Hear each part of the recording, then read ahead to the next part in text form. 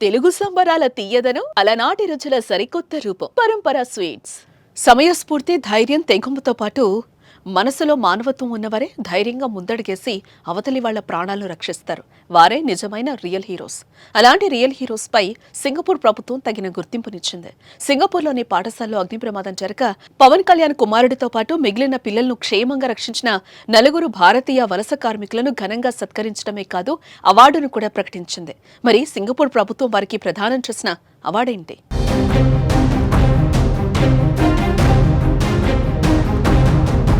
April 8 Singapore Central Business District సమీపంలోని river valley రోడ్లో గల 3 అంతస్తుల భవనం నుంచి అగ్నికిలలు ఎగసిపట్టాయి. ఇంతలోనే పిల్లల ఏడుపులు వినిపించాయి. దీంతో అక్కడే పనిచేస్తున్న భారతీయ వలస కార్మికులు మనకెందుకులే అనుకోలేదు. పరిస్థితిని గమనించి వెంటనే రంగంలోకి దిగి చిన్నారుల ప్రాణాలను కాపాడారు.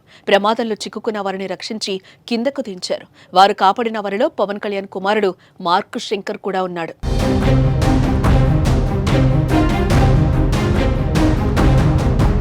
ఆ వలస కార్మికుల సాహసాన్ని గుర్తించిన సింగపూర్ ప్రభుత్వం ఇటీవల వారిని సత్కరించింది. తాజాగా వారికి లైఫ్ సేవర్ అవార్డును కూడా ప్రదానం చేసింది. వారి ప్రాణాలు పణంగా పెట్టి పిల్లలను రక్షించినందుకు ఈ అవార్డును ప్రదానం చేసినట్లుగా సింగపూర్ సివిల్ డిఫెన్స్ ఫోర్స్ పేర్కొంది.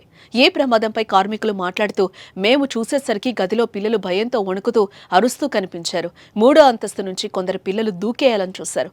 మేం వాళ్లతో మాట్లాడి దూకకుండా చూశాం. తర్వాత వారిని కిందకు తీసుకొచ్చా. ఏ ప్రమాదంలో ఓ చిన్నారి ప్రాణాలు కోల్పోయింది. ఆమెను కాపాడలేకపోయినందుకు ఇప్పటికీ బాధపడుతున్నాం అని విచారం వ్యక్తం చేశారు.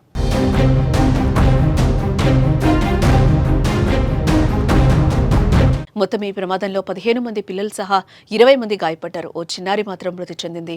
ఇక కుమారుడికి ప్రమాదం జరిగిందని తెలియడంతో పవన్ కళ్యాణ్ సింగపూర్ వెళ్లారు. ఆయనతో పాటు చిరంజీవి దంపతులు కూడా సింగపూర్ వెళ్లిన విషయం మనకు తెలిసిందే. మార్క్ శంకర్ కు స్వల్ప గాయాలయ్యాయి. ఊపిరితిత్తుల్లోకి పొగ రావడంతో కాస్త అస్వస్థకు గురయ్యాడు. 3 రోజుల చికిత్స అనంతరం మార్కును సింగపూర్ నుంచి పవన్ కుటుంబం హైదరాబాద్ కు తీసుకొచ్చింది. ప్రస్తుతం మార్క్ శంకర్ కోలుకుంటున్నాడు.